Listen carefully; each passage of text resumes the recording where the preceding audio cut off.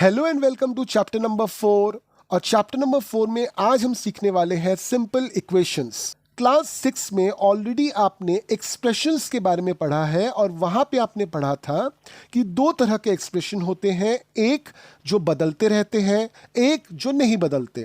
जो बदलते रहते हैं उनको हम बोलते हैं वेरिएबल और जो नहीं बदलते उनको हम बोलते हैं कांस्टेंट। जो वेरिएबल्स होते हैं उनको हम English alphabets like X Y Z L M N P Q R इन सब अल्फ़ाबेट से जनरली रिप्रेजेंट करते हैं। तो मान लीजिए अगर मैंने आपको बोला the sum of 3 times of X and 11, तो इस लाइन को आप एज एन एक्सप्रेशन कैसे लिखोगे? तो फर्स्ट ऑफ ऑल देखिए मैंने क्या बोला है, 3 टाइम्स ऑफ एक्स यानी कि 3 इंटू एक्स, ये हो गया आपका 3 टाइम्स ऑफ एक्स। इसके साथ आपको सम करने के लिए बोला है 11 को, यानी कि जोड़ने के लिए बोला है 11 को, सो प्लस 11। ये जो पूरा चीज हो गया, this is basically an expression. यहां पे देखिए ये जो 3 है दिस इज अ कांस्टेंट, 3 का मीनिंग 3 ही रहता है। यहाँ पे जो 11 है ये भी कांस्टेंट है, 11 का मीनिंग 11 ही रहता है। जबकि x जो है इसका वैल्यू कुछ भी हो सकता है, सो दिस इज अ वेरिएबल। ठीक उसी तरह से अगर मैंने आपको बोला 1/4 ऑफ m, यानी इसको आप एक्सप्रेशन में कैसे लिख सकते हो, 1/4 ऑफ का मतलब मल्टीप्लाई होता है इनटू m, यानी कि इसको आप आसानी से ये भी लिख सकते हो कि m/4। तो ये भी आपका एक एक्सप्रेशन हो गया। यहीं से एक टर्म आता है जिसको हम लोग बोलते हैं इक्वेशन। अगर एक इक्वल टू साइन के लेफ्ट हैंड साइड पर भी कोई एक्सप्रेशन लिखा है और राइट हैंड साइड पर भी कोई एक्सप्रेशन लिखा है तो उसको हम लोग बोलते हैं इक्वेशन। इक्वेशन में हमेशा याद रखिए इक्वल टू साइन का रहना बहुत ज़रूरी है। इक्वल टू के जगह पे अगर कोई दूसरा साइन रहता है जैसे ग्रेटर दैन या फिर लेस दैन, तो उसको इक्वेशन नहीं बोल सकते।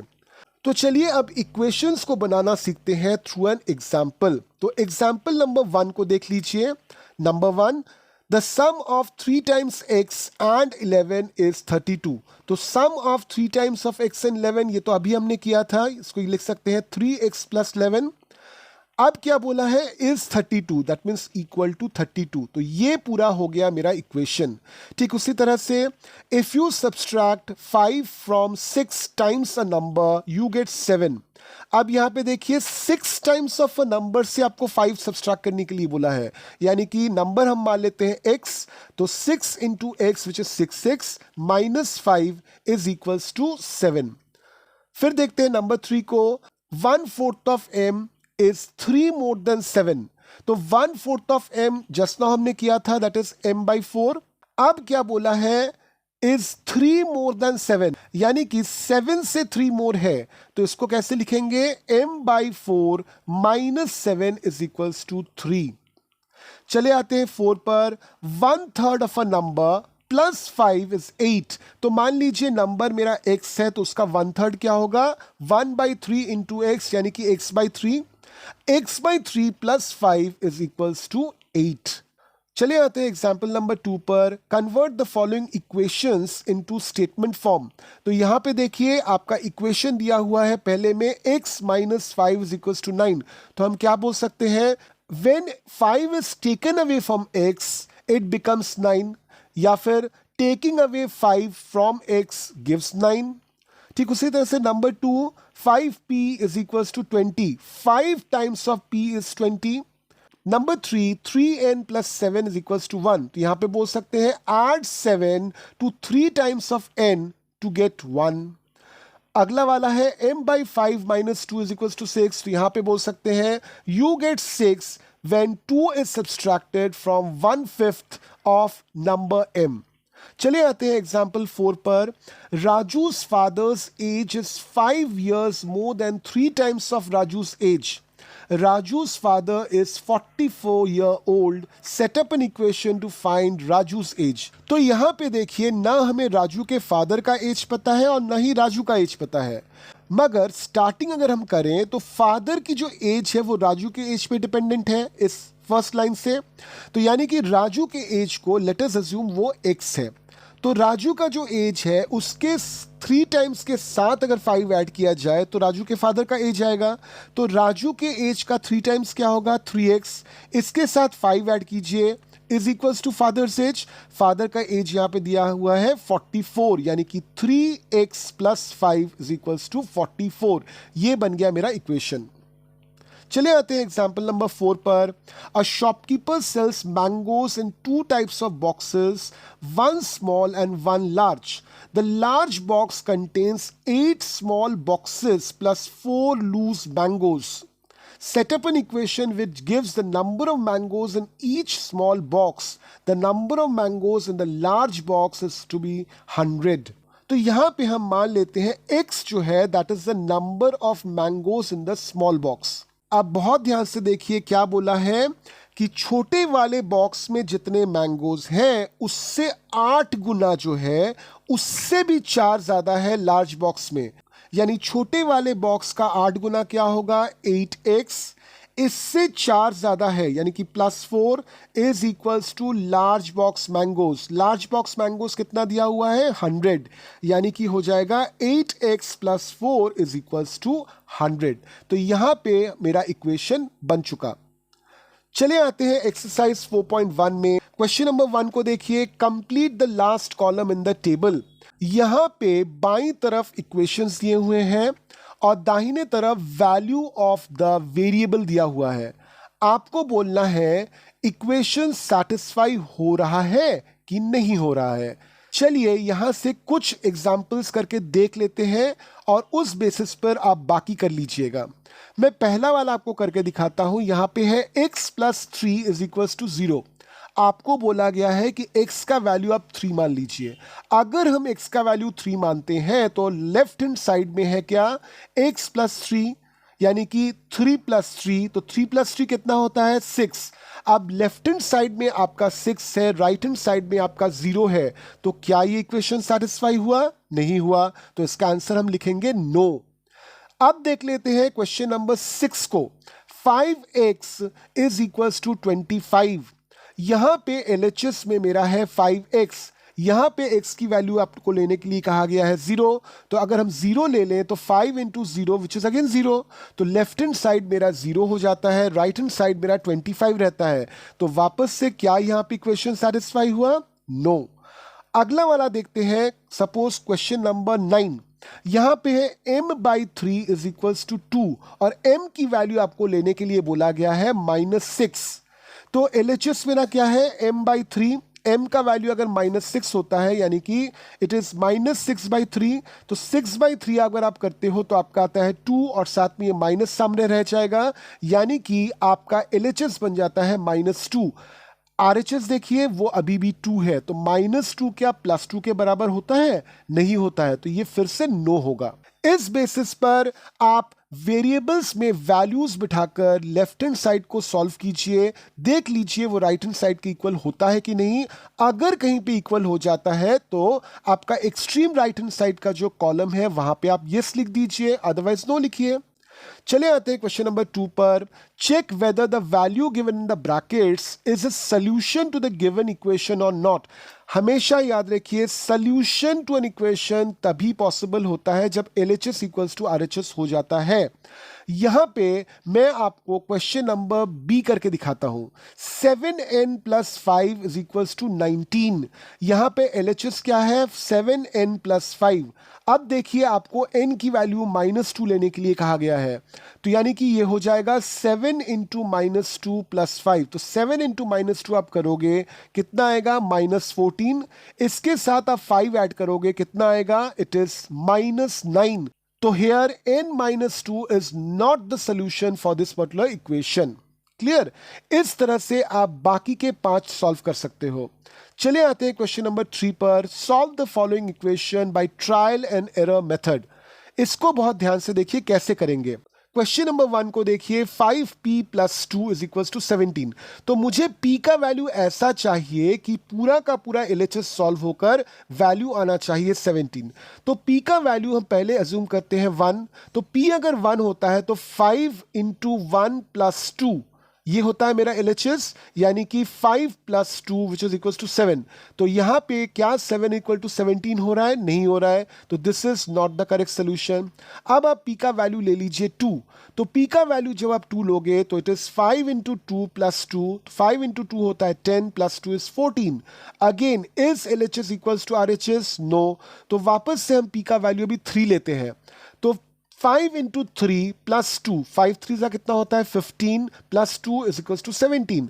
अब की बार क्या LHS इक्वल्स टू RHS आया? So this is the solution, that is P is equals to 3। ठीक इसी तरह से आपको 3 का नंबर 2 भी सॉल्व करना है खुद से। चले आते हैं क्वेश्चन नंबर 4 पर। यहां पे आपको स्टेटमेंट्स दिए हैं, आपको इक्वेशन बना के लिखना है।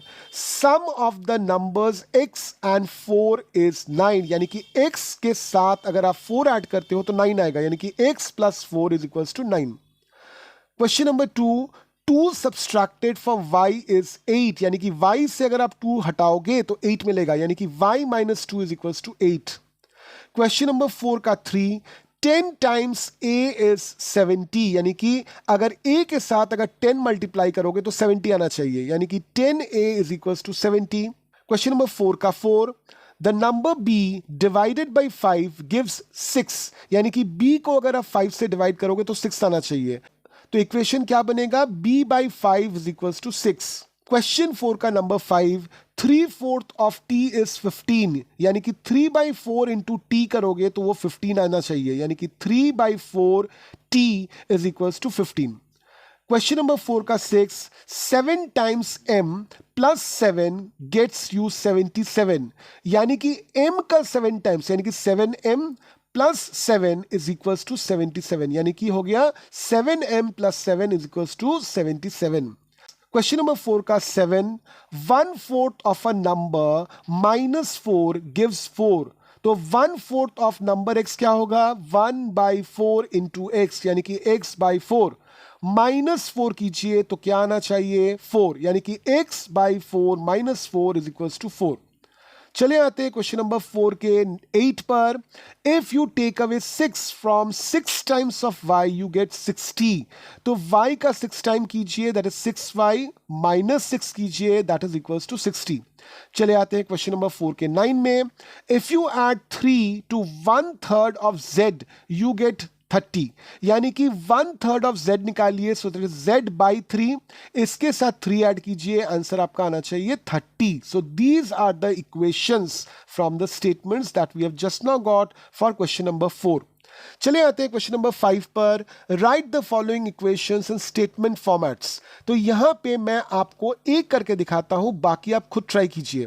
मैं आपको करके दिखा रहा हूं question number 7, 4p - 2 is equals to 18। तो इसको हम स्टेटमेंट्स में बोल सकते हैं, when 2 is taken away from 4 times of p it is 18। तो बाकी जितने भी 5 हैं इनको खुद एक बार करके देखिए। चले आते हैं क्वेश्चन नंबर 6 पर। यहां पे आपको पूरी स्टोरी दी हुई है जिससे आपको इक्वेशन तैयार करना है। तो 6 के 1 पे चले आते हैं। Irfan says he has 7 more marbles than 5 times the marble Parmeet has. Irfan has 37 marbles. यहां पे देखिए इरफान के पास कितने मार्बल्स हैं? परमीत के पास जितने भी मार्बल्स हैं उनका 5 गुना कीजिए, उसके साथ 7 जोड़िएगा तो इरफान के मार्बल्स निकलेंगे। तो अगर हम परमीत के मार्बल को x मानते हैं तो 5 टाइम्स ऑफ x के साथ 7 जोड़ने से इरफान के मार्बल्स निकलेंगे, दैट इज 37। तो ये बन गया मेरा इक्वेशन। 6 का 2, Lakshmi's father is 49 years old. He is 4 years older than 3 times of Lakshmi's age. तो लक्ष्मी का एज अगर हम मान लेते हैं x, तो 3 times of Lakshmi's age is 3x. इसके साथ अगर आप 4 ऐड करोगे तो आपका क्या आना चाहिए? 49. So this is the equation. 6 का 3 देखिए। Teacher tells the class that the highest marks obtain bye a student in the class is twice the lowest marks +7। The highest score is 87। तो यहाँ पे जो लोएस्ट मार्क्स है उसको अगर हम x मानते हैं तो उसका ट्वाइस मतलब 2x, इसके साथ अगर आप 7 ऐड करोगे तो निकलेगा आपका हाईएस्ट स्कोर, और यहाँ पे हाईएस्ट स्कोर कितना दिया हुआ है 87। तो ये बन गया आपका इक्वेशन। 6 का 4 देखिए, in an isosceles triangle vertex angle is twice either base angle, let the base angles be b degrees.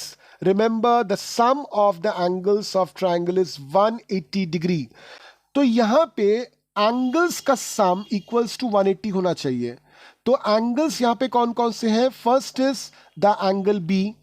चूंकि ये आइसोसेलेस रेक्टेंगल है, यहां पे दो एंगल्स सेम लेंथ के होंगे, यानी कि बी प्लस दूसरा बी प्लस अब twice the B, so it is 2b is equals to 180। तो आपका इक्वेशन बन जाता है b plus 2b is equals to 80।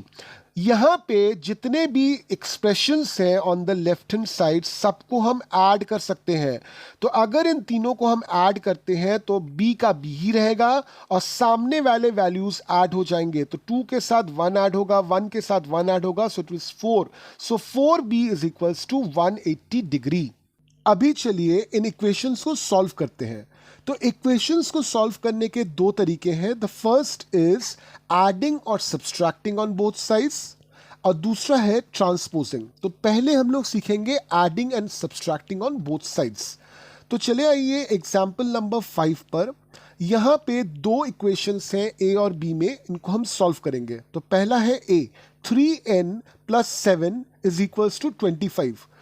तो LHS में सबसे पहले देखिए जो 7 है, जो कांस्टेंट 7 है, उस 7 को आपको यहां से हटाना है।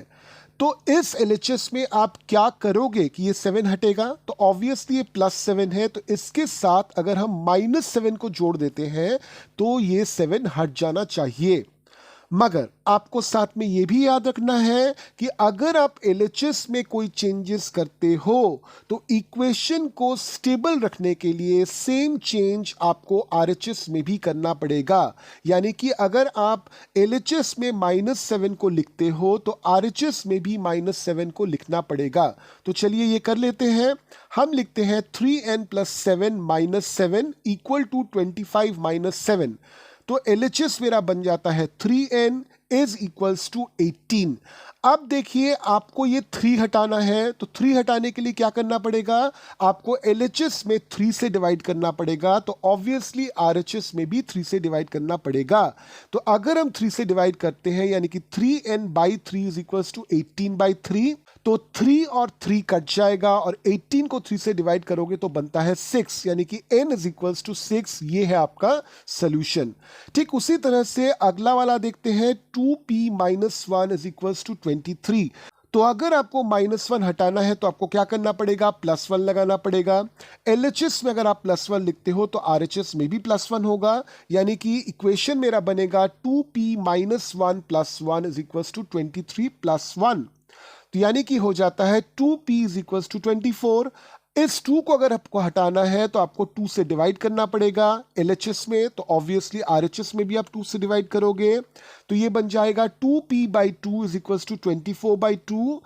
2 और 2 क्रॉस आउट हो जाएगा। 24 को 2 से डिवाइड करोगे तो मिलेगा आपको 12, यानी कि p इज इक्वल्स टू 12।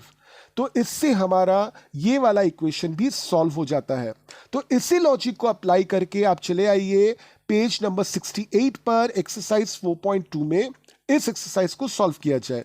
तो सबसे पहले question number 1, give the first step you will use to separate the variable and solve the equation. तो यहां से मैं एक आपको करके दिखा देता हूं, दूसरा आपको समझ में आ जाएगा। यहां पे मान लीजिए मैं b आपको सॉल्व करके दिखा रहा हूं, तो यहां पे है x + 1 इज इक्वल्स टू 0। तो आपको LHS का +1 हटाना है, तो आप क्या करोगे? LHS में -1 लिखोगे। तो अगर आप LHS में -1 लिखोगे तो आपके RHS में भी आपको -1 लिखना पड़ेगा।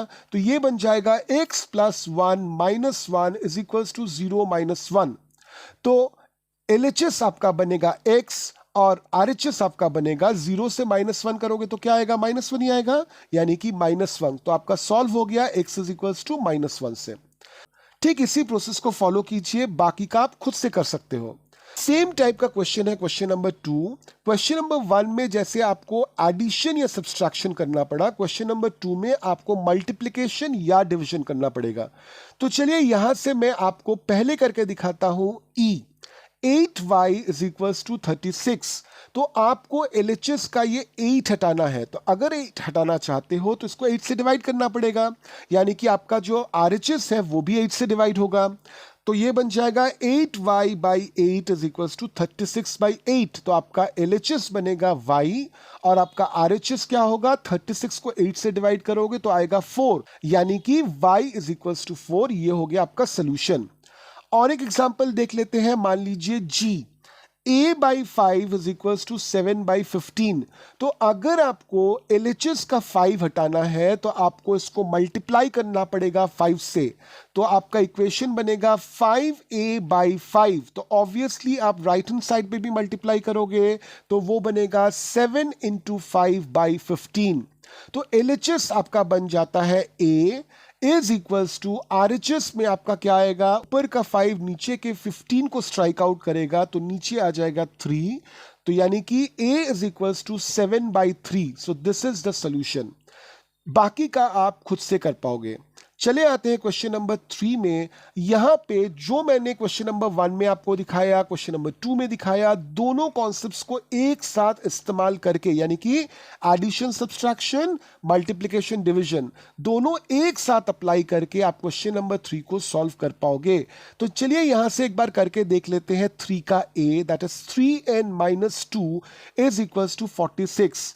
तो अगर LHS का आपको -2 हटाना है तो आपको +2 करना पड़ेगा। तो ऑब्वियसली RHS में भी आप +2 करोगे तो ये बन जाएगा आपका 3n minus 2 plus 2 is equals to 46 plus 2, यानी कि आपका सॉल्व करके बनता है 3n इज इक्वल्स टू 48। ये 3 अगर आपको हटाना है तो इसको डिवाइड करना पड़ेगा आपको 3 से। तो यानी कि बन जाएगा 3n by 3 is equals to, obviously आप राइट हैंड साइड पे भी 3 से डिवाइड करोगे, यानी कि 48 बाई 3। तो ये बन गया आपका n, और 48 को अगर आप 3 से डिवाइड करते हो तो ये बनता है आपका 16। तो n is equals to 16। This is the solution. ठीक इसी तरह से आपके बाकी क्वेश्चंस भी सॉल्व हो जाएंगे।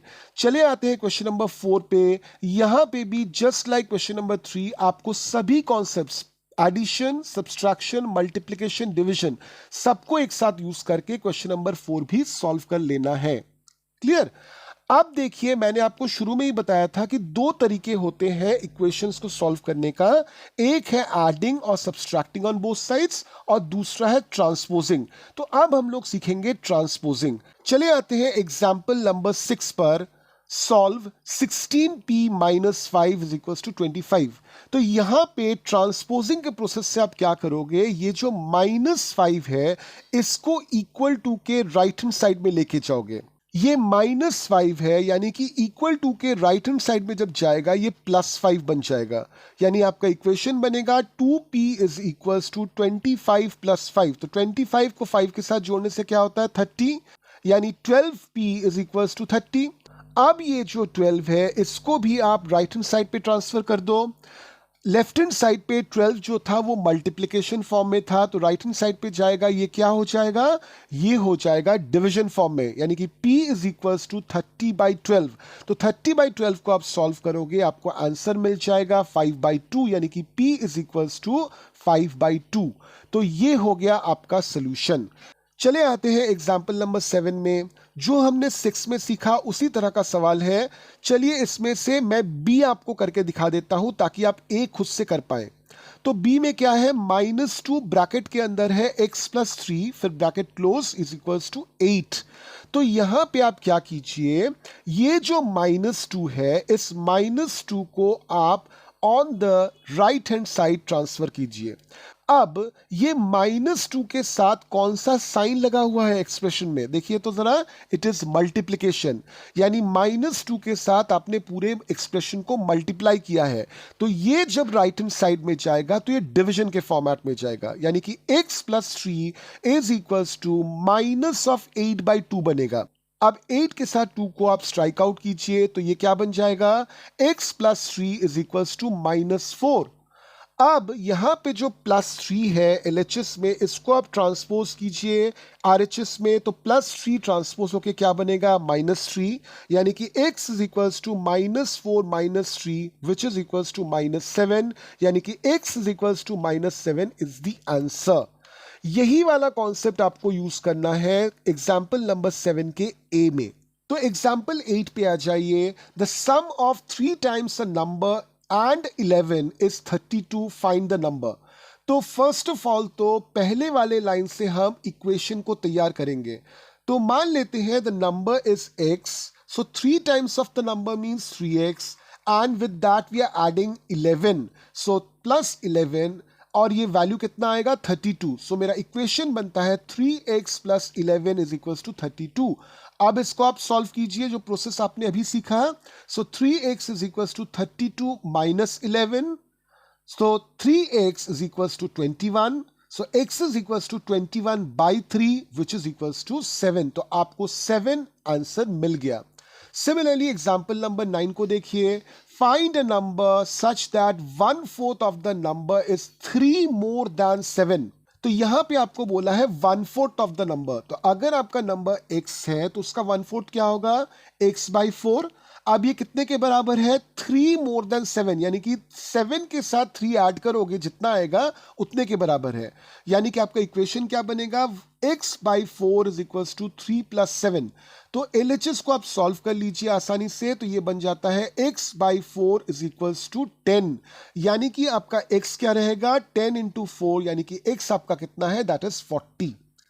चले आते हैं एग्जाम्पल नंबर 10 पे। Raju's father's age is 5 more than 3 times of Raju's age, find Raju's age if father's is 44 years old.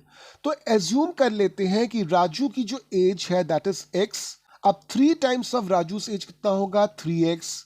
इसके साथ अगर आप 5 ऐड करते हो तो वो आना चाहिए इक्वल टू 45, यानी कि मेरा इक्वेशन क्या बनेगा, 3x + 5 इज इक्वल्स टू 44, यानी कि 3x is equals to 44 - 5 which is 39, यानी कि 3x इज इक्वल्स टू 39, यानी कि x इज इक्वल्स टू 39/3। 39 को 3 से डिवाइड करोगे तो क्या आएगा, 13। इसी कॉन्सेप्ट के सहारे अब चले आते हैं पेज नंबर 71 के ट्राई दीस पर। There are 2 types of boxes containing mangoes. Each box of the larger type contains 4 more mangoes than the number of mangoes contained in 8 boxes of the smaller type. Each larger box contains 100 mangoes. Find the number of mangoes contained in the smaller box.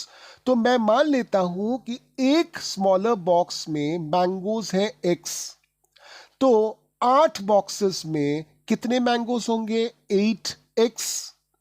अब इनसे 4 ज्यादा mangoes एक बड़े box में होते हैं, तो बड़े बॉक्स में कितने मैंगोज होंगे, इज इक्वल्स टू 8x + 4। अब बड़े बॉक्स में कितने मैंगोज हैं, ये दिया हुआ है 100, यानी कि आपका इक्वेशन बन जाता है 8x + 4 इज इक्वल्स टू 100।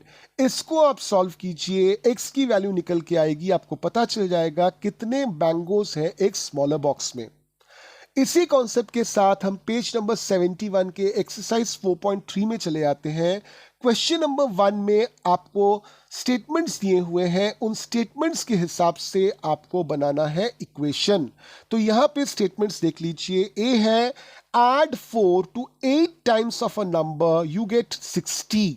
तो नंबर अगर मेरा x होता है तो 8 टाइम्स ऑफ द नंबर क्या होगा, 8x, इसके साथ 4 ऐड कीजिए आएगा 60, यानी कि 8x + 4 is equals to 60।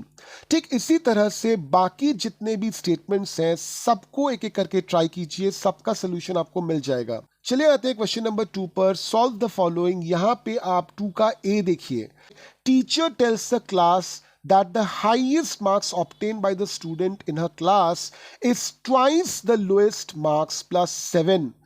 Highest score is 87. What is the lowest score? तो यहाँ पे देखिए highest score 87 बताया हुआ है, और highest score कैसे आया, lowest score का twice, यानी कि अगर lowest score मेरा x है उसका twice क्या होगा, 2x, उसके साथ 7 ऐड करोगे तब आपको हाईएस्ट स्कोर मिल रहा है। यानी कि इक्वेशन मेरा क्या है, 2x + 7 = 87।